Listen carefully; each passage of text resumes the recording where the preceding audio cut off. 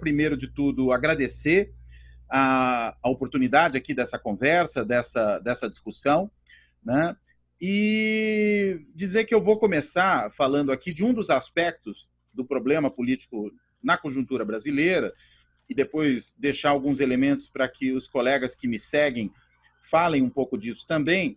Eu vou me focar muito mais na questão da relação dos poderes, né? Na relação executivo-legislativo e, em parte, na relação dos outros dois poderes, executivo e legislativo, com o poder judiciário. Esse é o ponto central no qual eu vou me centrar. Vou evitar adentrar alguns outros temas, pode ser que depois, ao longo da discussão, nós retomemos essas questões, mas até para evitar invadir aí temas que outros colegas vão trabalhar, eu vou evitar entrar tanto neles.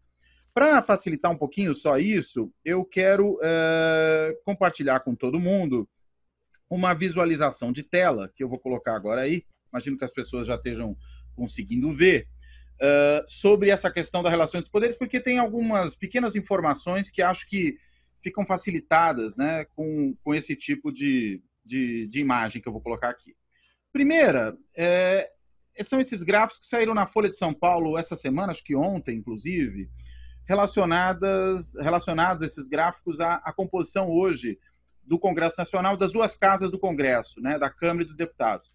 E é muito bom esse gráfico da Folha, não só porque ele é bem atualizado, inclusive ele considera os deputados, por exemplo, que estão em exercício apenas, não aqueles que não estão em exercício, têm algum tipo de licença. Então ele traz um número bem real. E ele chama a nossa atenção também para alguns aspectos interessantes da composição das duas casas do Congresso nesse momento. Olhando aí especificamente para a Câmara, né, a parte de cima aí do gráfico, o Bolsonaro, né, como a gente sabe, ele começou o governo dele optando por não construir uma coalizão, né, e isso é alguma coisa, digamos, inusitada, num certo sentido, né, inesperada, na medida em que o Brasil tem um sistema político que é caracterizado justamente como que se chama de presidencialismo de coalizão. E o fato dele ser um presidencialismo de coalizão não tem a ver com uma escolha presidencial. Não decorre de uma escolha presidencial nós termos tido governos de coalizão ao longo dos últimos anos, mas decorre, em boa medida, de uma contingência institucional do sistema. Claro que isso não significa que o presidente não decide nada em relação a fazer ou não a coalizão, mas significa que, se ele optar por não fazer, como foi o caso do Bolsonaro, os custos para governar, e eu me refiro aqui a custos políticos, a dificuldade de aprovar medidas importantes, eles tendem a ser muito elevados. E nós estamos enxergando isso agora. Veja, então, esse gráfico, vamos começar falando da Câmara. O Senado, em alguma medida, repete o mesmo tipo de problema. Acho que a gente não precisa detalhar tanto no caso do Senado, a Câmara serve para ilustrar o problema. O Bolsonaro, quando se elege, ele se elege por um partido que até então era um partido nanico no Congresso, o PSL, mas que teve, puxado por ele em boa medida, uma votação retumbante nas eleições de 2018 para a Câmara de Deputados, também em várias assembleias legislativas, elegeu aí alguns governadores, mas para a Câmara de Deputados em particular, foi a maior votação de todos os partidos, em termos proporcionais. O PSL só não fez, naquele momento, a maior bancada, que acabou ficando com o PT, pelo fato de que regras relacionadas ao uso do quociente partidário para eliminar aqueles candidatos muito pouco votados que acabam se elegendo com base, hoje, ou no voto de legenda do partido maciço, ou num grande puxador de votos, ao estilo Tiririca ou Eduardo Bolsonaro, alguma coisa assim. Para evitar esse efeito, houve uma mudança recente na legislação que faz com que parlamentares que tenham menos de 10% do quociente eleitoral não possam ser eleitos. O que é o quociente eleitoral? Só para explicar para quem, porventura, não estiver familiarizado com esse assunto. O quociente eleitoral é a barreira mínima que é necessária para um partido eleger um deputado, pelo menos. E ela é calculada, basicamente, se dividindo o número de cadeiras que estão em disputa num estado específico, São Paulo, por exemplo, são 70, pelo número de votos válidos que foram dados. Ou seja, votos dados seja a candidatos, seja as legendas dos partidos. Você divide esses votos válidos todos pelo número de cadeiras, você tem o quociente eleitoral. Partido que não tiver pelo menos isso, não elege ninguém. E candidato que não tiver pelo menos 10% disso, não elege ninguém. Em função disso, em diversos estados, candidatos do PSL, puxados por candidatos mais bem votados, não, ou até pelo voto em legenda no PSL, que também não foi pouco nessa última eleição. Muita gente votou 17, que era o número do Bolsonaro também, na eleição de deputado, e isso ajudou muito o PSL a ter muito voto, mas esses candidatos pouco votados acabaram não entrando. E aí gerou essa situação curiosa do PSL ter sido o partido com mais votos para a Câmara, porém com uma bancada que foi apenas a segunda maior. Naquela época, com alguma coisa como 52 deputados. O PT chegou a ter 57, agora variou um pouco, tinha 52, o PSL, vejam vocês aí no gráfico, tem hoje 41. Portanto, ele já está, inclusive, com uma bancada que se aproxima da do PP, né? Um partido que não foi tão bem assim nessas últimas eleições em comparação a eleições passadas, né? Mas, enfim, ainda continua maior que o MDB, que já foi o maior partido na Câmara, maior que o PSDB, que também já teve seus momentos o maior partido da Câmara, do que o Democratas, que na sua época de PFL também chegou a ser o maior partido na Câmara, mas tem um problema, que está indicado aí no gráfico. O PSL rachou e hoje só metade da bancada do PSL é oficialmente base do governo. Ou seja, aquilo que o Bolsonaro pode chamar hoje de base sua propriamente, em termos oficiais, são mais ou menos 20 deputados. 20 deputados em 501, ou, se considerarmos o total, em 513. Evidentemente, se está muito longe, mas muito longe, de qualquer capacidade de aprovar medidas importantes no Legislativo com uma base tão reduzida como essa. Isso decorreu, na verdade, do quê? Decorreu de uma escolha, de uma opção do presidente da República de não montar essa coalizão. E, claro, depois também de brigar com o seu partido. Né? Conseguiu perder aquilo que tinha, em vez de tentar construir uma relação mais positiva com o seu próprio partido, acabou perdendo, inclusive, metade do seu partido. Hoje é um presidente, ele próprio, sem partido, tem vários dos seus apoiadores ainda, vários, eu quero dizer, umas 2 dezenas, ainda dentro do partido pelo qual se elegeu, dentre eles o próprio filho, né, e os 2 filhos, né, um na Câmara, outro no Senado, mas, enfim, está muito, muito, muito distante sequer de ter uma maioria absoluta, de 50% mais 1 na Câmara, quanto mais aquela maioria necessária para emendar a Constituição, e no Brasil isso é importante, porque é uma Constituição repleta de políticas públicas, que requer emendamento constante, é que há a maioria de 3/5 ou 60%. Então está muito longe disso. Né? Vejam que aí, partidos independentes que não se declaram de oposição, mas também não apoiam o governo, são 330 deputados. Então aí, sim, é a larga maioria da Câmara. Né? Isso dá quórum constitucional. E 6 partidos são de oposição, 130 deputados na oposição. Temos aí uma coisa aí, aproximadamente, que é uns 25%, 26% da Câmara dos Deputados. Agora, ainda é muito pouco para quem efetivamente precisa ter alguma coisa como, do ponto de vista da oposição, uma capacidade de bloqueio. Ou seja, o presidente teria um espaço para poder negociar com esses todos partidos independentes bastante razoável. Só não tem porque não quis negociar desde o começo. E esse cenário se repete de maneira muito parecida no Senado. Notem mais uma coisa, que nesse gráfico aí, a divisão dos partidos, a gente pode dizer o seguinte, que partindo do PP, né, o primeiro partido aí do lado do PSL, indo até o PROS, né, toda essa gama de partidos, talvez com a única exceção do PSDB aí no meio, que não é exatamente desse perfil, e o Democratas, em parte, todos eles são partidos do que se convenciona normalmente chamar de centrão. Ou seja, aqueles partidos cujo lema é, se a gente falar espanhol, seria "Ai governo, estou dentro". Né? São partidos que apoiam qualquer governo, desde que retribuídos de alguma maneira. Eu prefiro, às vezes, chamá-los de partidos de adesão, porque a lógica deles é essa. Há um governo, eu vou aderir, aderindo, eu sou recompensado de alguma forma. Pois bem, dito isso, né, vamos ver aqui o que se segue nessa situação. O Bolsonaro, embora tenha ido naquela manifestação de domingo, em frente ao QG do Exército em Brasília, que pedia fechamento do Congresso, tinha pedido fechamento do Supremo, novo AI-5, intervenção militar, tudo aquilo que a gente sabe. E o Bolsonaro tenha dito ali textualmente que não vai negociar. O fato é que, enquanto isso, seus assessores, né, seus ministro da Secretaria-Geral da Presidência, em parte o ministro da Casa Civil, mas sobretudo a Secretaria-Geral, todos eles estão ali negociando com o Congresso, mas na realidade negociando como? Isso começou recentemente, com os chamados partidos do Centrão. Sobretudo, 3 deles aqui nesse momento, que aparecem aí, o PP, partido do Maluf, para a gente localizar, acho que fica mais fácil, que foi o partido mais enredado no Petrolão, né? Ou seja, é o partido com mais gente comprometida na Operação Lava Jato no escândalo da Petrobras. Ele foi base também dos governos Lula e Dilma e foi base do governo Fernando Henrique. Enfim, ele é base de muitos governos há muito tempo. Foi base do governo Collor, um partido que, como eu falei, é de adesão.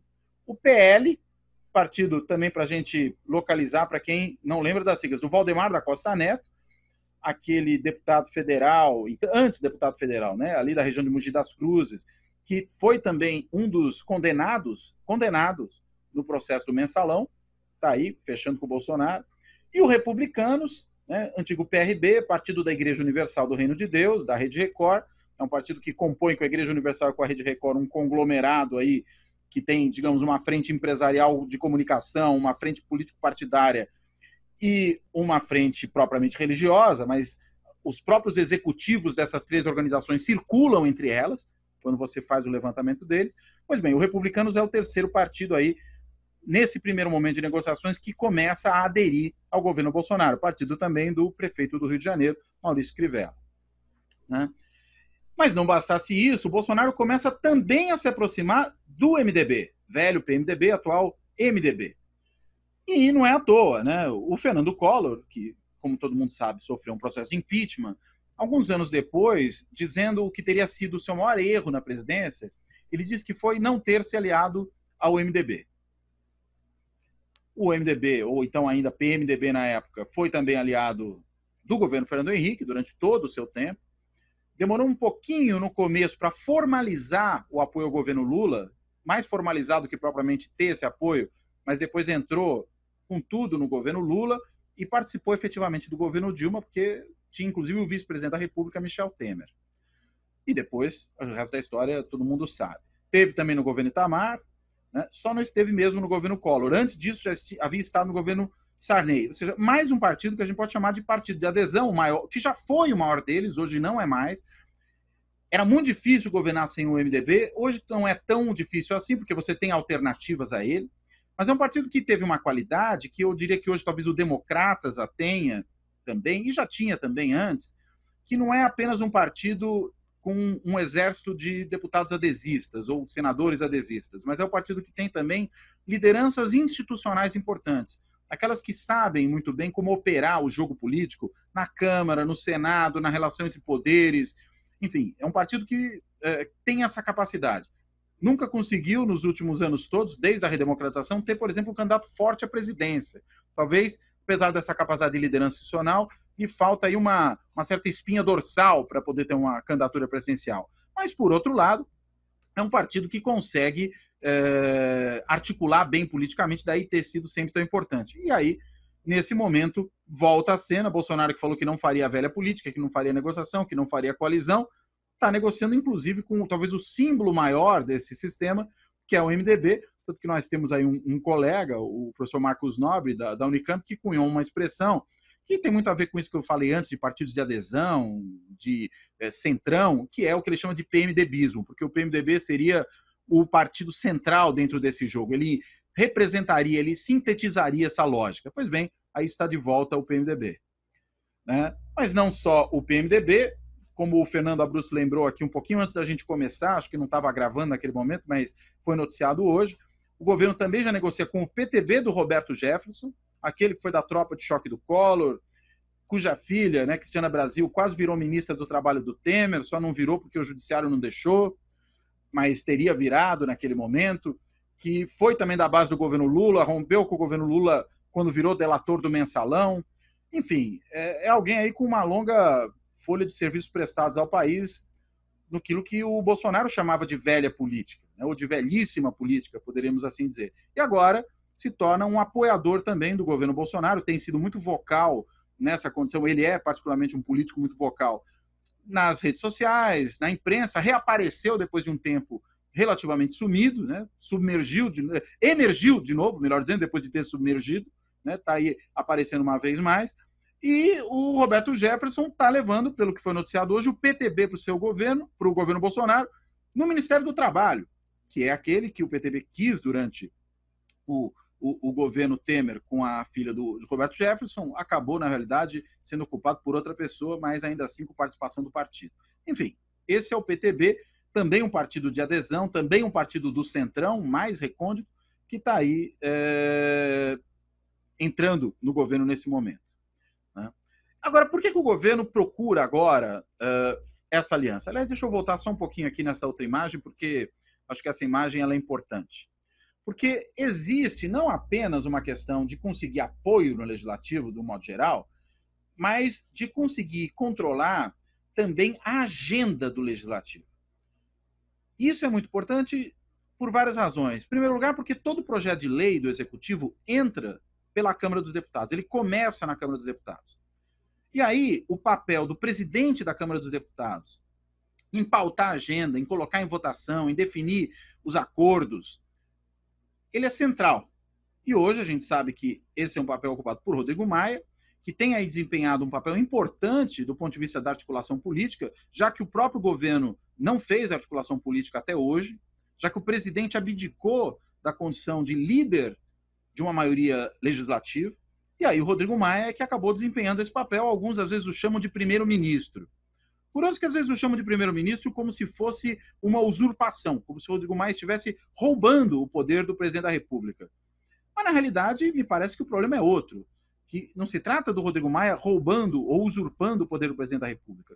Trata-se muito mais do Rodrigo Maia, presidente da Câmara dos Deputados, ocupando um espaço que foi deixado vazio pelo presidente da República. E política não aceita vácuo, para usar um velho chavão da política, que, embora chavão, é muito verdadeiro. Se alguém não ocupa um espaço de poder, outros o ocuparão. E ao ocuparem, exercerão seu papel, que não é de primeiro-ministro. Não se trata disso. Não é um governo parlamentarista, não é um parlamentarismo branco. Isso é uma descrição ruim. O que é, na verdade, é um presidencialismo sem liderança presidencial. E presidencialismo sem liderança presidencial vai deixar essa liderança para ser exercida por outrem. E, no caso, esse outrem hoje é o Rodrigo Maia, principalmente, secundado pelo presidente do Senado, o Davi Alcolumbre. Mas Rodrigo Maia é a figura central. Só que ele não é um serviçal do governo.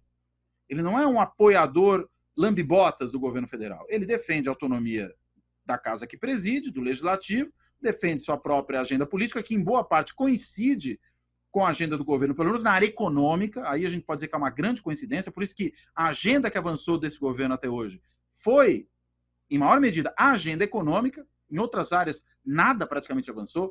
Em educação, né, que tem essa pauta maluca do presidente do ministro da Educação, nada avançou. Né? Em meio ambiente, na verdade, avança no âmbito administrativo do Executivo, mas não dentro do Legislativo. Em direitos humanos, nada disso avança. E não avança por quê? Porque não é uma pauta do Executivo que coincida com a pauta do Legislativo. Mas quando coincide, aí há espaço para avançar. O caso mais notável da reforma previdenciária é um deles. Né? Podemos aqui fazer uma lista de outras coisas importantes que foram aprovadas, mas esse aí é o caso, eu acho que, mais notável, em que, como havia uma coincidência de interesses, avançou. E não é à toa que muita gente viu no Rodrigo Maia o responsável por esse processo, porque ele é, de fato, o verdadeiro responsável pela aprovação da reforma da Previdência e de outras reformas na área econômica, não o governo. Essas coisas foram aprovadas apesar do governo e, sobretudo, apesar do presidente da República, e não por causa dele. Só que aí ele vê no Rodrigo Maia um inimigo, e claro que aí tem um elemento paranoico, característico da liderança bolsonarista e do próprio bolsonarismo como movimento, que é sempre enxergar inimigos em algum lugar e construir inimigos todos os dias. E o inimigo preferido do momento é Rodrigo Maia. Né? Claro que pode ser no fronte externo a China, né? Sabe-se lá mais quem, a OMS, mas é internamente o Rodrigo Maia. E depois, em segundo lugar, eu não vou falar disso agora, os colegas vão falar, os governadores de Estado, mas Rodrigo Maia é a figura central. Por isso que o Bolsonaro se esmerou em falar tão mal do Rodrigo Maia nos últimos dias, dizendo que ele queria derrubá-lo, que estava querendo sabotar o seu governo e tudo mais. E a manifestação convocada pelos apoiadores de Bolsonaro e por aqueles que com ele se articulam foram manifestações que focaram no Rodrigo Maia, personalizaram o seu ataque ao Congresso na pessoa do Rodrigo Maia. Por quê? Porque querem tomar a presidência da Câmara de Deputados. E aí, esse acordo que agora se faz com o Centrão pode ser um acordo que culmine, eu diria que esse é o elemento central desse acordo, com a substituição da atual presidência, e aí ela não pode mesmo continuar no próximo biênio, porque a Constituição impede que isso ocorra, mas que o novo presidente seja um presidente alinhado ao governo Bolsonaro e que pode sair desse acordo com o Centrão. Então, o acordo com o Centrão não passa apenas por tentar construir algo próximo que seja de uma base parlamentar, de uma maioria congressual, mas ele passa também por tomar a joia da coroa do Congresso, que é a presidência da Câmara dos Deputados, e colocar um aliado ali para que o Congresso seja mais servil, mais dócil, mais cooperativo, poderíamos assim dizer, com o governo federal. Um dos exemplos de como isso anda mal são as medidas provisórias. As medidas provisórias nesse governo têm caducado frequentemente. A gente viu que caducou agora na segunda-feira, por exemplo, a chamada medida provisória da carteira de trabalho verde e amarela. Esse é só mais um caso. A gente tem uma lista longa de medidas provisórias que foram caducando em sequência. E essas medidas provisórias caducam, o que é inusitado, nem o Collor teve tanta dificuldade, depois que ele exagerou na mão nas medidas provisórias lá no governo Collor, com o plano Collor, confiscando a poupança das pessoas, o Congresso falou, ó, segura aí, não edite tantas medidas provisórias, e ele recuou. Mas depois dele, todos os presidentes, Fernando Henrique, não, antes dele Itamar ainda, Itamar, Fernando Henrique, Lula, Dilma, Temer, todos, sem exceção, usaram medidas provisórias em profusão e elas foram aprovadas no prazo no Congresso, salvo uma ou outra exceção. Agora é o contrário. A exceção é quando passa dentro do prazo. O que a gente tem tido é uma grande frequência de medidas provisórias que simplesmente caducam, porque o governo, não tendo maioria no Congresso, não consegue mobilizar a votação das medidas provisórias que lhe interessam. O que mostra que a medida provisória não é ato unilateral do governo federal, ou, melhor dizendo, do Executivo Federal. É um ato que o governo federal, o Executivo, inicia, mas que depende de ter apoio legislativo, apoio no Congresso, para poder efetivamente virar lei. O que não acontece agora, porque esse é um governo sem apoio no Congresso. Daí mais uma razão da importância dessa negociação que acontece agora. E ainda falando do âmbito da relação dos poderes, eu vou só falar de um aspecto disso, para não entrar na discussão da relação com os governadores, é a relação com o Supremo Tribunal Federal. Né? Nós vimos numa manifestação do presidente da República dias atrás, que ele, diante de manifestantes ali na frente do Palácio, apontou para o outro lado da esplanada, apontou para o Supremo Tribunal Federal e falou, ó, é deles a culpa do comércio não estar abrindo, dos negócios estarem fechados, desculpou o Supremo. Claro, atiçando a mobilização da sua base militante para esses atos antidemocráticos que nós vimos no final de semana pedindo o fechamento do Supremo. Né? E é antidemocrático não porque é um ato de gente na rua, isso aí é democrático. O que não é democrático é pedir o fechamento das instituições. Esse que é o caráter antidemocrático do ato. Né? O Mussolini fez a marcha sobre Roma, o Bolsonaro estimulou a marcha sobre Brasília. E nessa marcha sobre Brasília, um dos elementos é esse, pedir fechamento do Congresso, pedir fechamento do Supremo. Um dos pomos da discórdia não é o único, mas o mais presente agora é esse que o próprio Bolsonaro mencionou quando apontou para o Supremo se dirigindo aos manifestantes. O Supremo tem tomado decisões favoráveis aos governos dos estados nas medidas relacionadas à quarentena decorrente da pandemia da Covid-19. E o Bolsonaro não aceita isso porque ele não aceita nada que limite o seu poder, assim como não aceita que o Congresso não simplesmente chancele, homologue tudo aquilo que ele manda para lá, mesmo que ele não articule politicamente para isso, ele quer que o Congresso, pelos seus belos olhos azuis, simplesmente aprove as coisas. Da mesma maneira, o Bolsonaro espera que o Supremo não impeça os seus atos de excesso, os seus atos de arbítrio.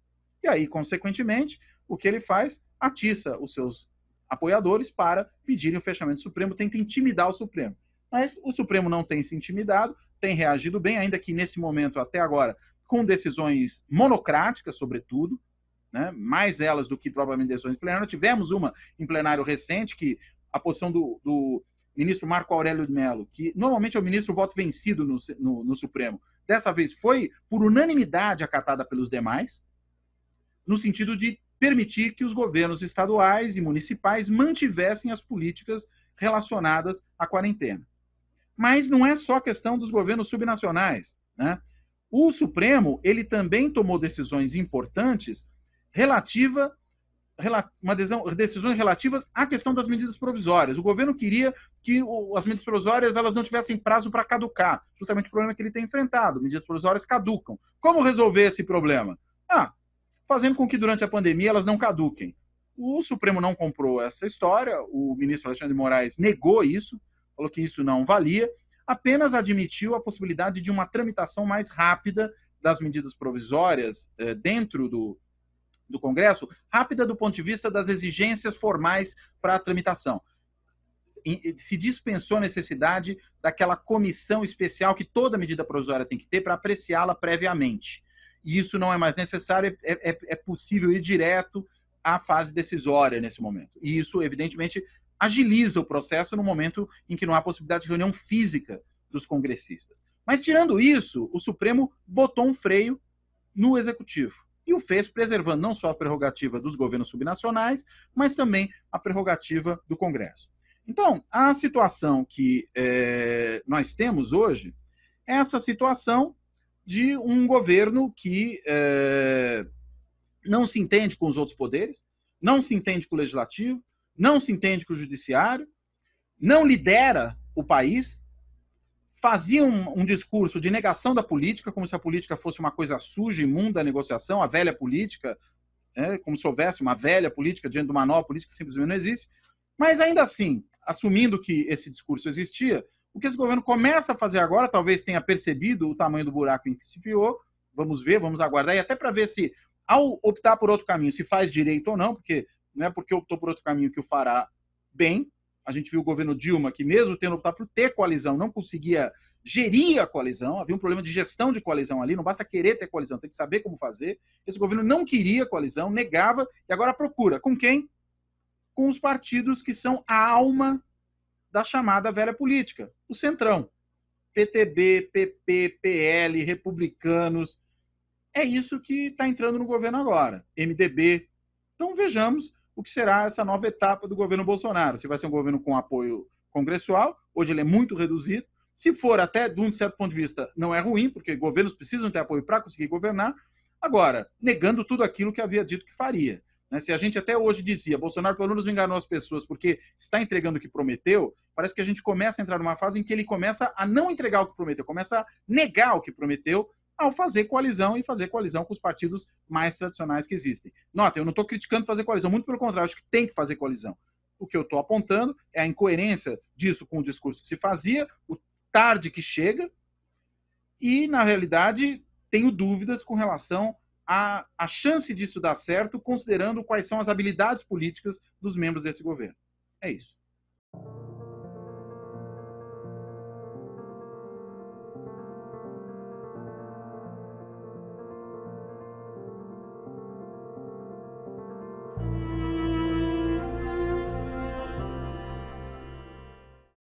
Bom, eu vou pegar aqui o gancho do Cláudio, de alguma forma tentar, talvez falar um pouco menos que o Cláudio, isso não é uma provocação, é claro, mas a ideia é falar mais sobre um aspecto central do governo Bolsonaro que está afetando o combate à Covid-19. A gente ouve todos os dias que há uma enorme dificuldade de combater a Covid-19 porque há uma descoordenação, um conflito enorme entre os níveis de governo, entre presidentes, governadores e os prefeitos, e isso está dificultando a eficiência e efetividade no combate à Covid-19. Acho que talvez mais do que as brigas entre o Bolsonaro, Dória, Witzel e Companhia Limitada, eu acho que o episódio que mais mostra o fracasso do federalismo hoje e seu impacto no combate ao Covid-19 é o que está acontecendo em Manaus. Quer dizer, o choro ontem do prefeito Arthur Vigílio, o silêncio do governador do Amazonas, no fundo estão mostrando que essa descoordenação está produzindo valas e valas de mortos por conta da pandemia. Isso é um desastre. Vejam, não é o único lugar do mundo em que a questão territorial está sendo decisiva no combate ao Covid-19. Assim foi na Itália. A dificuldade de coordenar as regiões italianas produziu um enorme desastre no combate ao Covid-19. Na Espanha, isso também ocorreu. E, de forma ainda mais abrupta e desastrosa nos Estados Unidos de Trump. Eu vou daqui a pouco começar a falar sobre o federalismo brasileiro, e o modelo do Bolsonaro é muito inspirado nas ideias do seu principal guru, seu guru de estimação, que é o Trump. E o Trump, na verdade, a forma como o governo federal americano tratou ao início a pandemia e como tentou se articular, em particular com os governos estaduais, foi desastrosa. Grande parte das mortes nos Estados Unidos tem a ver com o modelo federativo que o Trump consolidou nos últimos 4 anos. A história vai mostrar, isso vai ficar na conta de uma opção de desenho institucional do presidente Trump para os Estados Unidos. Então, a questão territorial tem sido muito importante, como que se coordena as ações dos governos locais e nacional no combate à pandemia, tem sido uma das questões mais importantes hoje. E no Brasil isso também é muito importante, como eu lembrei no caso de Manaus. E aí é interessante pensar que o que o Covid-19 está mostrando como descoordenação, como problema na relação entre o governo federal e os governos subnacionais, é algo que ganhou um destaque maior. Na verdade, é um processo que chegou ao seu cume agora, mas que não começou hoje. Na verdade, o governo Bolsonaro optou por um modelo de federalismo e que tem por trás uma certa ideia de Estado, de como deve ser o Estado brasileiro, que está prejudicando não só a questão da saúde, mas o outro conjunto de políticas públicas. Depois a Gabi vai falar um pouco sobre isso. Então, é importante lembrar, e eu começaria com uma frase do Bolsonaro nesses dias.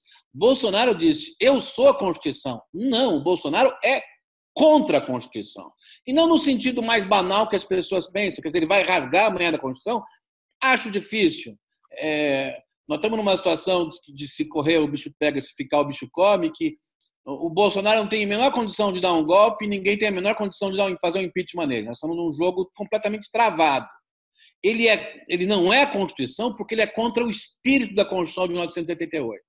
O espírito da Constituição de 1988 é um espírito de ampliação das políticas sociais, de combate à desigualdade e, no fundo, ampliar a cidadania no Brasil, num país em que, historicamente, um país que tem uma tradição escravocrata brutal, historicamente, a desigualdade é a principal questão do país. Então, esse espírito da Constituição animou boa parte das políticas públicas em governos os mais diferentes. Isso que é importante pensar, em governos de partidos os mais diferentes. Mas, esse espírito da Constituição foi em grande medida alimentado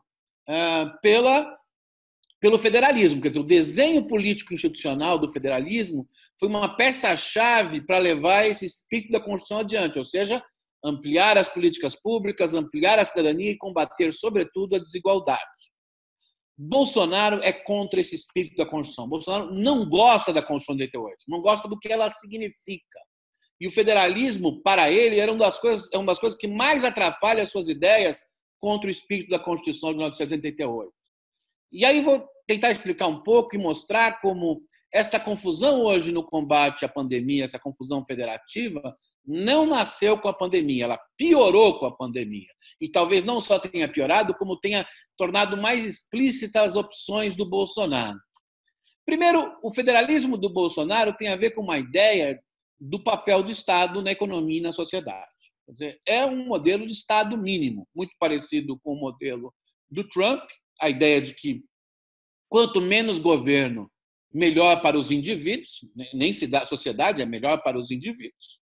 E, por isso, Bolsonaro, do ponto de vista do federalismo e afetando o desenho de combate à desigualdade que a Constituição tinha feito, defendeu a ideia mais Brasil, menos Brasília. O que significa, no fundo, tentar repassar a maior parte, ou quase tudo, das obrigações e, obviamente, das responsabilidades pelas políticas públicas aos estados e municípios e reduzir o papel do governo federal nas políticas públicas, na maior parte delas, mas principalmente nas políticas sociais.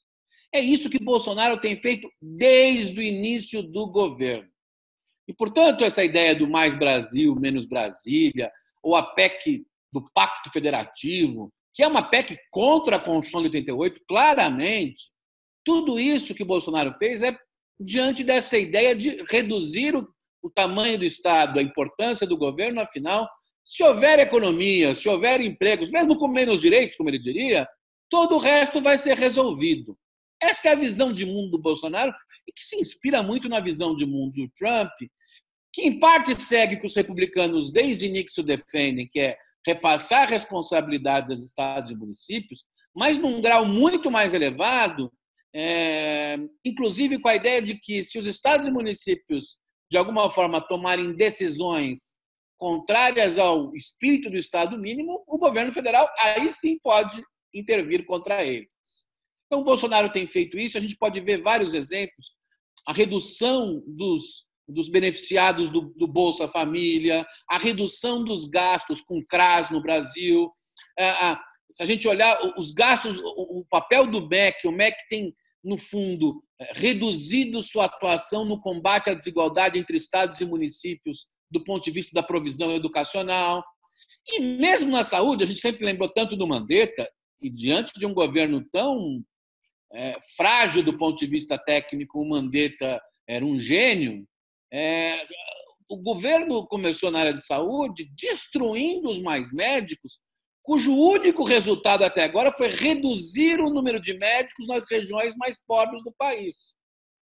Então, esse modelo de Estado mínimo casou-se, na verdade, com um federalismo laissez-faireano de passar responsabilidades para estados e municípios e o governo federal reduzir fortemente a coordenação federativa, que, sobretudo, tinha como principal questão, acho que o trabalho da Marta Arete mostrou isso muito bem, combater a desigualdade no país. Então, essa característica não começou na pandemia, ela vem acontecendo há quase 1 ano e meio e já tem efeitos muito drásticos e graves para o país. É interessante notar que estados e municípios, inclusive, reagiram a esse modelo. Os estados do Nordeste, por exemplo, criaram um consórcio que, em boa medida, está fazendo políticas públicas que, anteriormente, eram ajudadas, induzidas e coordenadas pelo governo federal. O Fórum Nacional dos Governadores, em alguma medida, substituem coisas que os governos, que os antigos presidentes faziam via governo federal. E, mais do que isso, os conselhos setoriais, os conselhos interestaduais de políticas setoriais têm tomado mais decisões do que os ministérios. Isso ocorre na área do meio ambiente, isso tem ocorrido na área de educação, tem ocorrido na área de cultura. Então, assim, essa ideia de menos governo significou menos governo federal na coordenação federativa e menos combate à desigualdade. Isso aparece muito também, eu vou falar mais do desenho federativo e deixo depois para a Gabi falar mais especificamente das políticas públicas, no desenho federativo na sua interligação com as políticas públicas.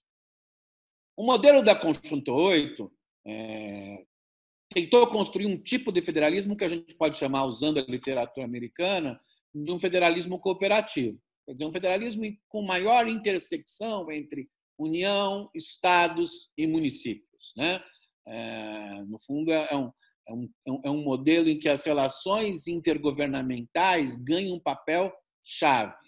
Como é que foi feito isso? Não foi um processo fácil, mas como é que foi feito isso? Criando, primeiro, fóruns federativos, nos quais estados, municípios e União pudessem dialogar, debater e, por vezes, deliberar conjuntamente para as políticas. Segundo, aumentando o financiamento da União em uma série de políticas públicas e, com isso, ajudando a cooperação. Terceiro, induzindo políticas públicas. Se você pega na saúde programas como os PABs variáveis, saúde bucal, por exemplo, quanto mais os municípios adotassem políticas de saúde bucal, mais ganhavam do governo federal, induzia uma política pública. Educação via você induzir certos modelos de gestão educacional.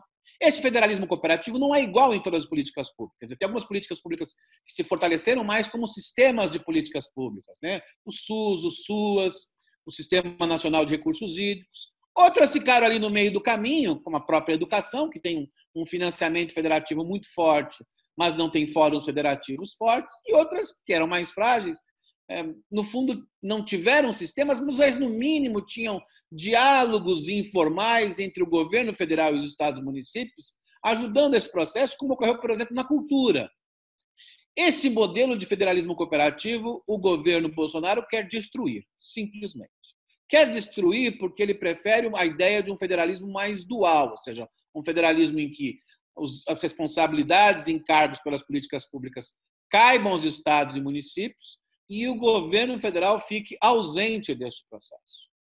Só que, tal como Trump, Bolsonaro construiu um paradoxo, porque ele quer, na verdade, um modelo que os americanos chamariam de devolution powers, na verdade, de repassar as funções e responsabilidades aos estados e municípios, mas as principais decisões, e sobretudo agora a gente vê isso numa crise enorme como a pandemia, o governo federal quer manter essas principais decisões com ele próprio, sem conversa, sem diálogo, sem negociação com os estados e municípios. Então, a gente está vendo isso, por exemplo, nas compras de equipamentos em saúde. O governo federal, na verdade, pouco conversou com os estados e municípios. O que alguns estados estão fazendo? Aquilo que a economia chamaria de free rider. O Maranhão vai lá, compra e engana o governo federal. Não foi só o Maranhão, está todo mundo fazendo isso. O governo federal, no caso do isolamento social, quer tomar uma decisão contra os estados e municípios, não quer ouvi-los. Sorte nossa, o Cláudio falou um pouco, eu vou falar daqui a pouco no terceiro elemento, que o Supremo Tribunal Federal não deixou que isso ocorresse. Portanto, além de um federalismo mais frágil no combate à desigualdade, derivado dessa visão de Estado, do bolsonarismo, que, repito, ele é contra a Constituição de 88 no seu espírito maior, o modelo de federalismo de cooperativo que alimentou as políticas públicas nos últimos 30 anos, o Bolsonaro é contrário porque ele quer um federalismo, de um lado, de repasse de todas as funções e responsabilidades dos estados e municípios, lavando as mãos para a questão da desigualdade, e de outro, quando houver as principais decisões, que é um tipo de federalismo hierárquico. Eu mando, vocês obedecem. Esta é a ideia do federalismo do ponto de vista das políticas públicas do Bolsonaro.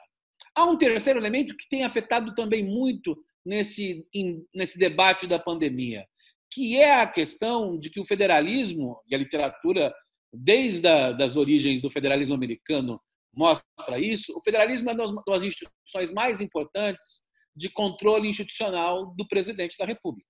Quer dizer, num país como, e se fosse um federalismo parlamentarista, do primeiro-ministro, ou seja, do governo central e seu governante-mor. O federalismo, na verdade, foi criado na cabeça do Madison, dos pais fundadores americanos, para ser um instrumento de checks and balances, um instrumento de controle institucional dos governos. Ora, o que o Bolsonaro quer, vocês ouviram aí o Cláudio falar, é, acima de tudo, não ser controlado por ninguém. Como ele disse ao seu séquito de autoritários, não vou negociar nada. É isto que ele disse. Ele não vai negociar nada. Embora, como mostrou o Cláudio, está negociando com o Centrão, com a velha política, e com o nosso querido Roberto Jefferson. Cada país tem o Jefferson que merece. Mas é esse o nosso Roberto Jefferson. Então, a ideia dele é ter um tipo de poder que se interliga diretamente com o povo e não tem controles institucionais. Essa negociação com o Congresso que o Cláudio estava apresentando, ela tem como principal objetivo, é paradoxal, Cláudio, mais do que aprovar medidas, é não ser controlado pelo Congresso. É sensacional a ideia. Porque o Bolsonaro conseguiu aprovar uma enorme reforma da Previdência que Fernando Henrique e Lula tentaram e não conseguiram, e disse que não era com ele a história, era com o Congresso. Ou seja, ele está menos preocupado em aprovar grandes coisas e mais em não ser controlado e ter um poder que, como ele diz, tem uma ligação direta com o povo, qualquer que seja essa ligação direta dele com o povo. Então, assim, os controles institucionais, o Bolsonaro, de fato, é contrário à ideia que alimenta nosso sistema na Constituição 88 de um conjunto múltiplo de mecanismos de accountability. É isso. E o Bolsonaro é contra. Portanto, ele quer reduzir a accountability do Congresso, do STF e, para o que interessa na minha fala, do federalismo. Portanto, o Bolsonaro tentou e tem tentado reduzir o poder dos estados e municípios, não só agora na história do Covid-19, gente. Já faz um tempo que ele tem tentado fazer isso. Vamos lembrar que ele criou um Conselho da Amazônia por pressão internacional, porque a política ambiental, eu estava nos Estados Unidos, lá no MIT, a política internacional de meio ambiente do Bolsonaro é considerada desastrosa. Isso está tirando dinheiro do Brasil. É bom falar para os mercados financeiros, está tirando dinheiro do Brasil. É considerada desastrosa, e aí ele cria uma figura que, no fundo, é muito mais moderada do que o Bolsonaro, comandado pelo vice-presidente Mourão, cria um conselho de governadores em que não há participação dos governadores, o Conselho da Amazônia em que não há participação dos governadores da região. Isso é antes, gente, da pandemia. Portanto, ele não quer ter controles institucionais. No caso da pandemia, é muito interessante porque ele joga o seu povo, digamos assim, contra as instituições, e, no caso, tem jogado hoje, principalmente, contra duas figuras. Como o Cláudio falou, Rodrigo Maia, né, digamos, odiado pelas hostes bolsonaristas, e o outro é o Dória. Eu diria que hoje as redes sociais, o esgoto puro do bolsonarismo, bate mais no Dória do que no Lula hoje. É sensacional isso. Assim, porque, no fundo, o bolsonarismo é um movimento político que tem que ser constantemente alimentado contra inimigos do mito. Não importa quais sejam as ideias, não importam quais sejam os inimigos. Isso é um movimento que tem que ser assim, alimentado constantemente contra os inimigos do mito. E, contra os governadores, o que é interessante aí é que o STF garantiu a autonomia dos governadores. O Bolsonaro teve derrotas no STF que, desde o final da década de 90, nenhum presidente teve nas disputas com os governos estaduais as derrotas que o Bolsonaro está tendo agora. Acabou de ter uma terceira agora. O governo do Maranhão acaba de ganhar no STF o direito de recuperar um material comprado para o combate à pandemia que tinha, na verdade, sido guardado pelo governo federal.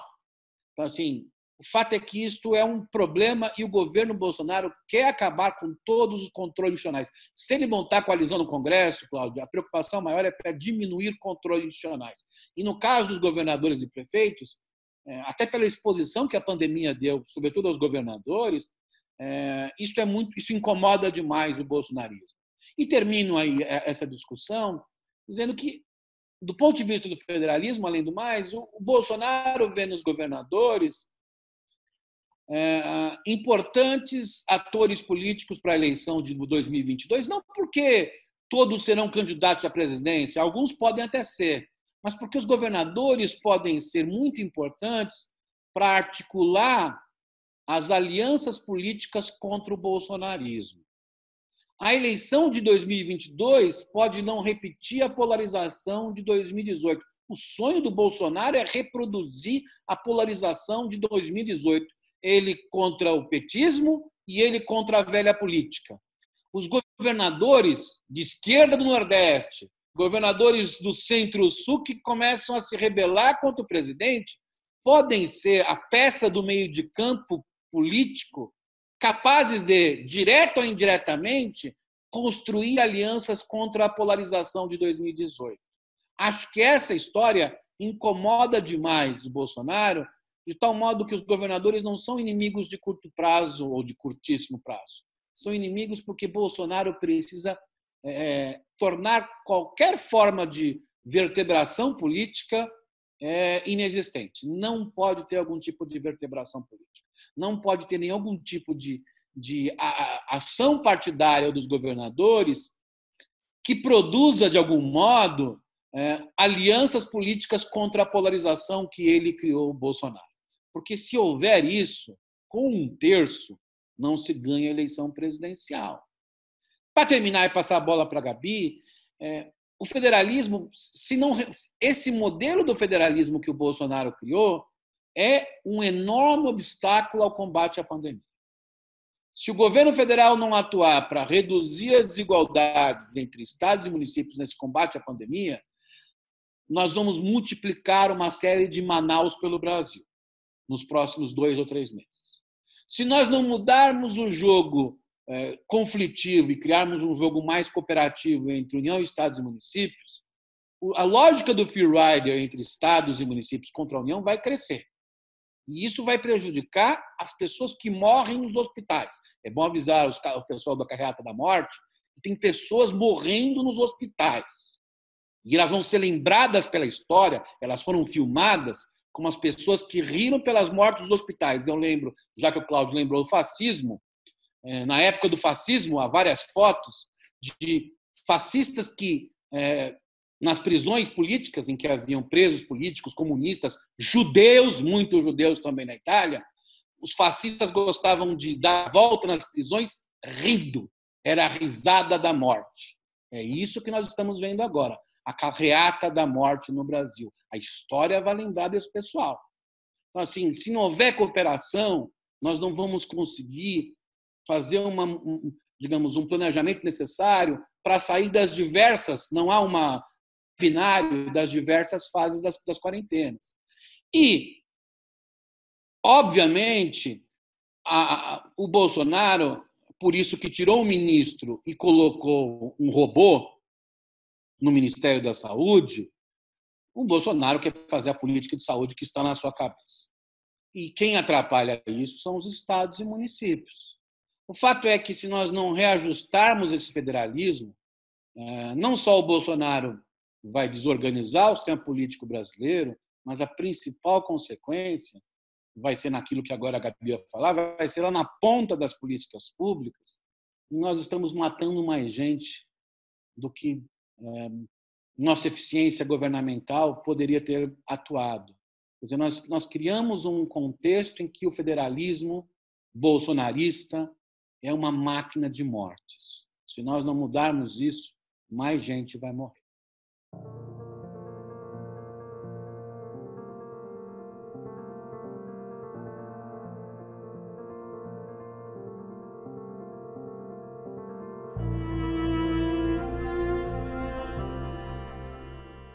Boa tarde para todos e para todas. Espero que todo mundo esteja bem aí nessa quarentena.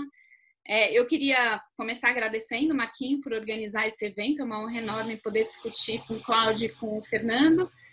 Embora, como o Marquinho já falou, eu vou agora descer o nível analítico lá para o nível da rua, né? Para ver um pouco como é que todos esses conflitos e essas discussões que às vezes parecem tão distantes, né? Porque estão acontecendo lá em Brasília, no Congresso, na verdade elas impactam diretamente a atuação dos profissionais que estão lá na ponta prestando serviços. E como o Fernando disse, uma das consequências disso, por exemplo, é o aumento de mortes, né? Embora pareça muito distante, mas é exatamente isso que pode acontecer e que está acontecendo, como eu vou trazer aqui um pouco com algumas reflexões de alguns dados, né? Quando a gente pensa, a gente está vivendo, obviamente, um momento que a gente nunca viveu em termos de como é que as políticas públicas operam. A gente já teve várias emergências sanitárias anteriormente, inclusive no Brasil, por exemplo, o caso da Zika é um caso bastante exemplar, estudado inclusive internacionalmente, mas uma pandemia nesses termos, com esse tamanho, com esse grau de impacto para as políticas públicas, é a primeira vez que a gente experimenta. E uma pandemia como essa, uma crise sanitária como essa, ela vai causar uma série de impactos nas políticas públicas. Alguns desses impactos são impactos óbvios, esperados, mas alguns impactos talvez sejam mais invisíveis. E aí o que eu queria trazer um pouco essa invisibilidade para a gente refletir. Acho que, em primeiro lugar, é um pouco óbvio como uma pandemia como essa vai mudar completamente como é que a gente pensa a dinâmica decisória das políticas públicas, né? Tudo que a gente pensa sobre organização de prioridade, como é que os temas entram na agenda, como é que a gente organiza orçamento, planejamento de médio e longo prazo, previsibilidade, nada disso, enfim, opera quando a gente está pensando em uma emergência nesse grau. Então, na verdade, a gente está operando o Estado em uma forma de atuação que não é a atuação cotidiana, que não é a atuação rotineira. Tanto por exemplo, o Fernando estava falando sobre as compras emergenciais, só para dar um exemplo mais evidente disso, os próprios organismos de controle estão alterando as exigências em relação, por exemplo, a como é que você faz processo licitatório para compra emergencial, né? Então, você tem mudanças muito concretas nas políticas públicas que tem a ver com a gente viver uma emergência e que vão alterar como a nossa capacidade de planejamento, de tempo de resposta, as nossas prioridades, o nosso sistema orçamentário, inclusive as nossas regras de operação cotidiana da política. Agora, tem uma coisa muito importante quando a gente pensa em pandemia, que para mim, pelo menos para minha agenda de pesquisa, é muito central, que é qual é o espaço que cabe para pensar a implementação de políticas quando a gente está pensando em emergências. Claramente, um momento de emergência exige decisões muito rápidas, muito assertivas, e nesse caso específico, quando a gente está falando de emergência que precisa de decisão rápida, a gente está falando que a não decisão rápida implica em morte, o que significa que é uma emergência que realmente precisa de uma decisão muito rápida, porque no limite o que eu estou fazendo é escolher quantas pessoas vão morrer a mais caso eu postergue o processo decisório. O que significa que em um momento como agora, o tema da implementação de políticas, ele deveria ganhar uma relevância, não só teórica e analítica, mas especialmente prática, né? Para dar exemplo e sair da saúde. Há 2 semanas atrás, a gente teve a aprovação no Congresso Nacional da renda mínima emergencial. E demorou mais de 10 dias para o governo federal organizar como é que seria o processo de implementação da renda emergencial, que ainda não está resolvido, né? Sendo que as pessoas estão passando fome, as pessoas não têm dinheiro para pagar aluguel, não têm dinheiro para compras básicas, e que não podem ficar esperando o processo de planejamento sobre como é uma renda emergencial e a transferência, e garantir se a pessoa não tem algum tipo de dívida. Enfim, são processos decisórios que têm que ser completamente alterados por estarmos vivendo em uma emergência sanitária como a gente está e que trazem a importância do processo de implementação. Então, nesse momento, eu diria, tudo deveria estar ligado a pensar como é que a implementação funciona, porque, no fundo, são os médicos nos hospitais e as enfermeiras que estão lá tendo que resolver o que fazer com a falta de equipamento e que vidas que eles vão salvar. São os policiais na rua que estão tendo que resolver o que fazer com as aglomerações ou manifestações, ou com as empresas que deveriam estar fechadas, mas estão abertas. São os assistentes sociais que estão na rua tentando cuidar da população em situação de risco ou situação de rua e que precisam de algum tipo de resguardo. As pessoas estão na rua precisando de suporte. O Estado hoje, mais do que tudo, é marcado por mãos e pés que estão andando, caminhando e tentando enfrentar a pandemia. Isso vai trazer uma série de consequências para quando a gente pensa a dinâmica estatal. E especialmente para quando a gente pensa como é que se dão os serviços de atendimento dentro do Estado. E eu queria falar um pouco disso porque eu tenho mergulhado há muitos anos, mas especialmente agora na pandemia, e entender as mudanças que têm acontecido na provisão de serviços dentro dessa lógica de emergência sanitária.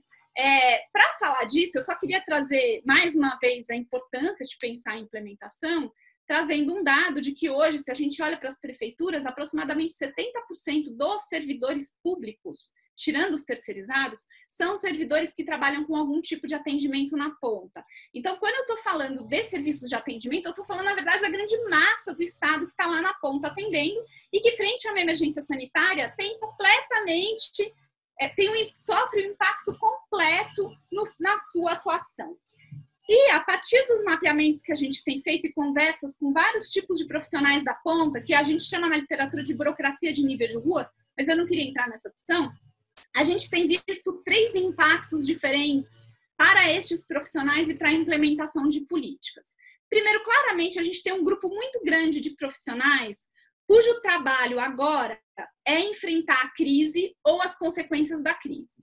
Se a gente pensa nos profissionais de saúde, médico, enfermeira, agente comunitário ou qualquer outro profissional que trabalha no atendimento hospitalar ou na atenção primária à saúde, a gente entende como é que esses profissionais estão completamente impactados, porque a demanda aumenta, porque os riscos aumentam, enfim, o impacto para eles é muito claro. Mas tem vários outros profissionais que também tem um impacto muito direto das consequências da crise. Por exemplo, se a gente pensa nos assistentes sociais, nos policiais e nos agentes penitenciários, só para dar alguns exemplos. Por que eles são completamente impactados? Porque esses profissionais vão continuar trabalhando da mesma forma como trabalhavam, ou seja, interagindo com usuários, mas eles estão trabalhando em um tipo de contexto altamente arriscado, em que eles estão colocando a vida deles em risco, e a ação deles é fundamental para o enfrentamento das consequências da crise. Se a gente pensa, por exemplo, nos assistentes sociais que fazem atendimento à população em situação de rua, é muito claro, não dá para esses profissionais deixarem de trabalhar. Imaginem quem trabalha, por exemplo, cuidando de abrigos onde moram população em situação de rua. Não dá para esses profissionais deixarem de trabalhar porque existe uma doença e vai ficar isolado em casa. Eles precisam trabalhar e talvez precisem mais do que nunca precisaram, mas eles estão colocando o seu corpo em risco. Eles estão colocando a sua saúde em risco. E esse é um dos impactos importantes. Daqui a pouco eu vou falar um pouco mais sobre esses profissionais. Então, eu diria, tem um primeiro impacto do coronavírus, que é sobre profissionais que atuam diretamente na crise. Tem um segundo impacto, que é em profissionais que continuam atuando durante a crise, mas que não tem um impacto tão forte, porque eles continuam na rua, mas o seu trabalho não é do enfrentamento da crise. Então, eu colocaria aqui, por exemplo, os profissionais de limpeza urbana, os profissionais de transporte urbano. Por que eu estou falando deles? Porque esses profissionais também estão em risco. E, portanto, suas dinâmicas de trabalho, de alguma forma, são alteradas. Embora não completamente, como acontece, por exemplo, com um médico, né? O impacto ele é muito menor. E, por fim, tem um terceiro grupo de profissionais que atuam na implementação de políticas que vão sofrer um outro tipo de impacto nesse momento. São aqueles profissionais que vão continuar trabalhando, mas cujo trabalho vai se alterar completamente para que eles não se exponham mais. O exemplo mais claro aqui é dos professores, especialmente da rede de atenção de educação médio, que, por exemplo, agora estão tendo que adaptar. Esses profissionais não estão colocando o corpo deles em risco, eles não estão correndo o risco de pegar a doença no trabalho, eles não estão enfrentando a crise no sentido de que eles estão salvando alguém ou eles estão protegendo as pessoas, mas a sua dinâmica de trabalho é completamente alterada por causa da crise. Por exemplo, além dos professores, a gente vai ter todos os serviços de atendimento, como o Detran, INSS, subprefeituras, Poupatempo ou centrais de emissão de documento, que estão, de alguma forma, transformando o seu atendimento. Então, a dirigência não é uma consequência, o impacto da crise não é um impacto no corpo deles, necessariamente, mas é um impacto no processo de trabalho e é um impacto profundo na maneira como eles costumam atuar. Dito isso, ou seja, que a gente tem impactos diferentes, eu queria pensar um pouquinho quais são as questões ou os conflitos que estão colocados para esses profissionais quando a gente olha agora para a atuação deles durante a crise. Primeiro, comecei dizendo que mais do que nunca a implementação deveria ser a centralidade dos nossos processos decisórios. Mas isso não foi o que aconteceu. E se a gente olha para o caso brasileiro em comparação a outros casos, a gente tinha pelo menos 3 semanas de vantagem para se preparar. Para se preparar, por exemplo, comprando equipamentos de proteção individual, ou para se preparar estimulando a indústria nacional para alterar a sua cadeia de produção e fabricar equipamentos de proteção industrial.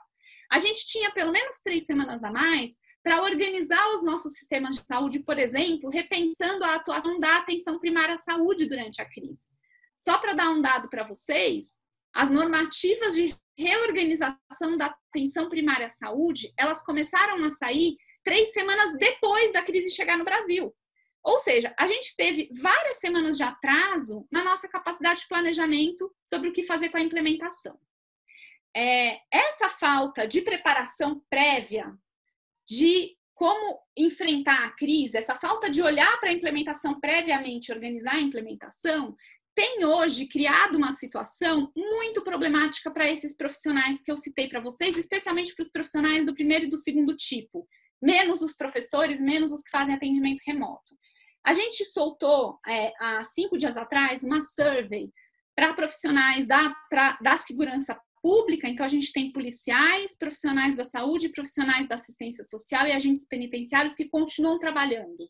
A gente teve, nesses 5 dias, quase 2.800 respostas. E eu queria trazer alguns dados, isso não tem representatividade estatística, mas é só para mostrar para vocês algumas coisas. Então, quando a gente perguntou para os profissionais da assistência social e da saúde que continuam trabalhando, quantos deles receberam equipamento? Quase 70% não receberam equipamento de proteção individual.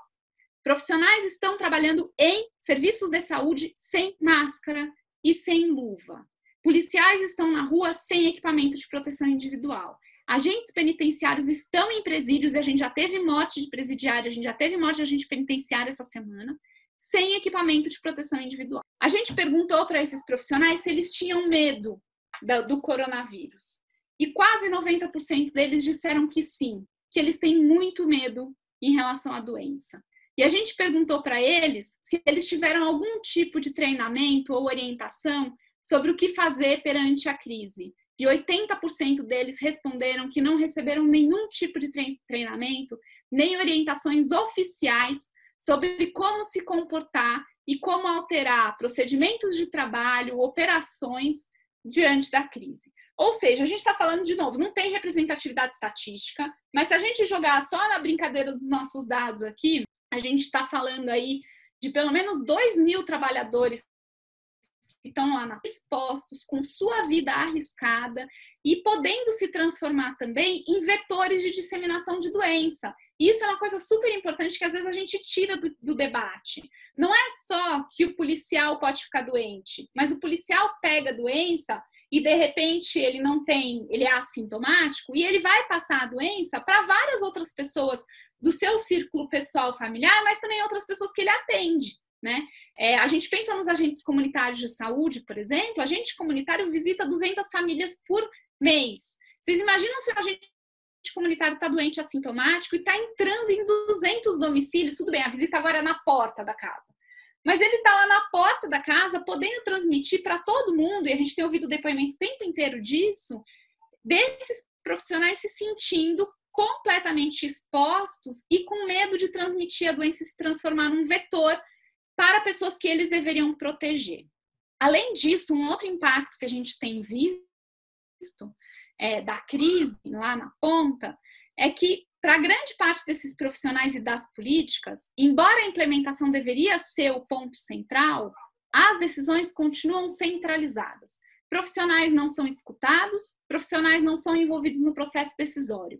A gente saiu um artigo essa semana de alguns grupos, de alguns alunos do meu grupo, do Núcleo SUS da Burocracia, discutindo, a gente conversou com vários profissionais da educação, e os profissionais da educação, como diretores de escola, coordenadores pedagógicos, professores, não estão sendo escutados, em grande maioria, sua grande maioria, sobre os processos de educação à distância. E não tem ninguém melhor no mundo para saber como fazer educação à distância, se funciona ou não funciona, e que estratégia usar com aqueles alunos daquele território, do que quem trabalha, qual a melhor estratégia de atenção primária à saúde, do que os profissionais que trabalham na unidade básica de saúde e conhecem os seus usuários e sabem o que faz sentido ali. E pode ser que para um lugar faça sentido ter carro de som, e no outro lugar faça sentido ter grupo de WhatsApp, e em outro lugar só faz sentido passar de casa em casa porque ninguém vai ouvir o carro de som, porque é uma favela, por exemplo, em que todo mundo mora de maneira tem maior idade. Ou seja, se a gente não escuta os profissionais da ponta, a gente não consegue tomar decisões rápidas e não consegue tomar decisões assertivas. E eu diria que a gente ainda não aprendeu a fazer isso. A gente já não tinha aprendido antes, a emergência nos coloca isso como um desafio central e nós não estamos fazendo isso. Isso é um grande desafio, eu diria, para esse momento da pandemia, que exige decisões assim e exige decisões rápidas que permitam algum grau de heterogeneidade para contemplar as diversidades e desigualdades que a gente tem na ponta e que não adianta dar uma solução igual para todo mundo. Um outro problema, uma outra questão que a gente tem visto acontecer, tem muito a ver com a discussão que o Fernando e o Cláudio colocaram agora, é desses conflitos políticos que parecem acontecer em Brasília e repercutem na televisão, mas na verdade eles estão muito concretos no dia a dia da burocracia.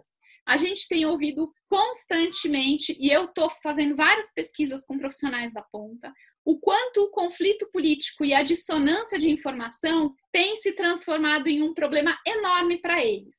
Um problema básico, por exemplo, filtrar fake news e as pessoas cobrando deles, qual é a informação verdadeira. Mas um outro problema, e esse é mais grave ainda, da população questionando os profissionais sobre os seus procedimentos, dizendo que o presidente falou que é outra coisa. A gente tem relatos, por exemplo, de profissionais de saúde sendo agredidos na rua e policiais sendo agredidos por tentar exigir medidas de isolamento que o presidente é contra. Ou seja, esses conflitos políticos são conflitos que estão repercutindo lá na ponta e que estão gerando um problemão para os profissionais conseguirem sustentar as suas decisões e terem legitimidade daquilo que eles propõem fazer e que é o recomendado, e que é o que está no protocolo, e que é o que a OMS manda fazer, mas que eles não têm legitimidade política porque você tem um conflito colocado entre os poderes. É que eu estou falando tudo isso, quando eu estou falando sobre impacto na política pública, eu estou falando de impactos onde o Estado existe. Eu estou falando de impactos onde você tem unidade básica de saúde, CRAS, onde você tem a polícia, onde você tem provisão de serviço público. Mas uma das coisas que a crise reforça é que o Estado não está em todos os lugares. A gente já sabe disso, mas o problema é que a crise ela também se materializa. Ela reforça desigualdades, tanto mostrando que a gente vai ter impactos concretos em quem, por exemplo, não tem capacidade de fazer isolamento, ou em áreas como comunidades ou cortiços, em que essas pessoas têm muito mais chance de morrer e de se infectar coletivamente, mas também mostra como a desigualdade ela também aparece na nossa incapacidade de prover soluções para lugares em que as soluções homogêneas não fazem o menor sentido. Reforço o caso da educação. É só vocês jogarem na internet, vocês vão ver fotos procurando a vida de alguns alunos em situação de muita pobreza, e você vê as casas dessas pessoas nas favelas, para pensar se existe alguma capacidade desse aluno aprender alguma coisa em um contexto como aquele. Ou se a gente pensa, por exemplo, nessas exigências de isolamento, fique em casa, quando a gente tem pessoas que precisam de um trabalho informal para ter alguma renda, que não conseguiram fazer o cadastramento emergencial, ou que mesmo para fazer o cadastramento emergencial vão ter que sair de casa. Ou seja, a desigualdade ela também aparece quando a gente pensa como é que o Estado provê soluções que nem sempre fazem sentido para essa realidade muito desigual que a gente tem. E aí uma das coisas que tem aparecido como resposta a isso, só para dar evidência para esse argumento, é a quantidade de ações que estão nascendo dentro de comunidades ou de bairros ou de grupos muito vulneráveis, né? Como respostas à falta do Estado, né? A gente tem ações que estão o tempo inteiro aparecendo na televisão, a ação da Rocinha, que tem um aluno nosso, Pedro Berto, que está à frente, as ações em Paraisópolis, as ações em Boimirim. Essas ações, embora elas mostrem um heroísmo, um engajamento, como é bacana, a população se mobiliza, a rede de solidariedade, elas, na verdade, são o outro lado da falta de Estado. O Estado não consegue prover soluções, o Estado não está lá, o Estado provê soluções que não se encaixam para aquela realidade e, portanto, a população precisa se mobilizar e a gente demanda dessas mobilizações e esses engajamentos para ter algum tipo de solução. Agora, pensando um pouco, o que a gente pode aprender com tudo isso que o Marquinhos falou? Eu acho que eu tenho muito menos capacidade de fazer prognósticos de futuro, até pela abordagem, tipo de estudo que eu faço. Mas eu diria que tem coisas que a gente poderia aprender. Eu não sei se a gente vai aprender, eu não sei se eu estou muito otimista nesse momento. Mas eu acho que tem coisas que a gente poderia aprender nesse momento. Uma primeira é o seguinte: vivemos um momento de emergência sanitária? Vivemos. Essa emergência é passageira? A gente espera que sim. Mas todos os pesquisadores do mundo hoje na área de ciências naturais falam que essa foi a primeira de muitas emergências que vão voltar a vir com uma sequência, com periodicidade muito mais curta do que elas eram no passado. Hoje são emergências sanitárias, daqui a pouco são emergências climáticas, as emergências vão virar quase uma constante. Na verdade, a gente tem uma coisa que a gente pode ou poderia aprender, que é como é que a gente pode fazer gestão de políticas e como é que o Estado pode atuar e operar em situações de emergência, considerando que emergências não vão ser mais a raridade. Talvez as emergências sejam mais a constância. E aí, nessas emergências, repensar os nossos processos decisórios, colocar a implementação na centralidade, mas, ao mesmo tempo, garantir sistemas de controle para esses processos que supostamente são emergenciais, são elementos centrais para a gente aprender para o futuro. Eu espero que a gente aprenda alguma coisa sobre isso. Uma outra coisa que a gente pode aprender, eu acho que essa crise ela adiantou pelo menos uma década da digitalização e de uso de tecnologias na provisão de serviços. Tanto na educação, mas eu diria especialmente em serviços de atendimento, como acontecem nas prefeituras, o INSS, ou mesmo telesaúde, monitoramento remoto da saúde. A gente está sendo obrigado a introduzir várias tecnologias agora. E eu acho que a gente seria muito muito ignorante de não aproveitar essas tecnologias para introduzi-las ao momento da normalidade, quando ela voltar e da maneira como ela voltar, né? Eu acho que essas tecnologias, elas de alguma forma vieram para ficar. Não acho que EAD na educação vai ser assim e vai ser a maioria do tempo do estudante. Não acredito nisso. Mas eu acho que para outros serviços, sim. Serviços de atendimento presencial, que agora estão desenvolvendo tecnologias rapidamente, de novo exemplo do telesaúde. Acho que são tecnologias que a gente pode aprender a operar cotidianamente e pode ser alguma coisa que altere as nossas práticas de trabalho. Espero que a gente aprenda a dar mais voz e espaço para quem está na ponta dos serviços depois disso tudo, né? As emergências estão mostrando que a gente precisa escutar, como eu falei, não dá para tomar decisão sem escutar um médico, sem escutar o agente de saúde, sem escutar o professor, porque senão a gente vai tomar a decisão errada e vai ter que tomar a decisão de novo e aí mais gente morreu e mais criança ficou sem escola.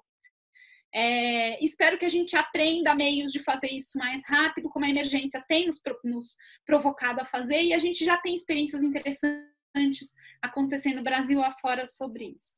E, por fim, eu tinha uma última esperança, mas meus alunos, eu discuti um pouco isso com o meu grupo. Eu falei, eu espero que tudo isso volte a mostrar a centralidade do Estado e das políticas públicas, né? Mas os meus alunos me disseram, pois mas uma parte está só mostrando para a gente como a ação social continua necessária, em alguns lugares ela é a única saída.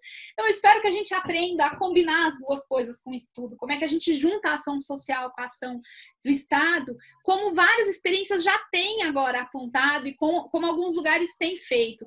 Eu espero que a gente consiga aprender, não só que políticas públicas importam, Estado importa, a gente precisa ter um sistema único muito forte para lidar com emergências.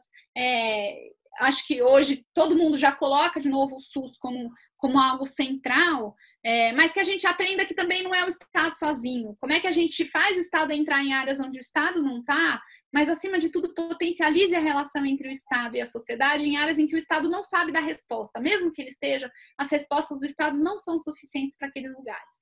Então, eu espero que a gente consiga também, nessa tônica de pensar momentos de emergência e as desigualdades, que a gente consiga pensar para o futuro como é que o enfrentamento às desigualdades que a gente tem no Brasil passam por ter soluções que não são só soluções estatais, que envolvam a sociedade, que escutem os atores da ponta e que coloquem essa dimensão de que as pessoas precisam de respostas diferentes como algo central, né? A lógica da equidade como algo central para o futuro.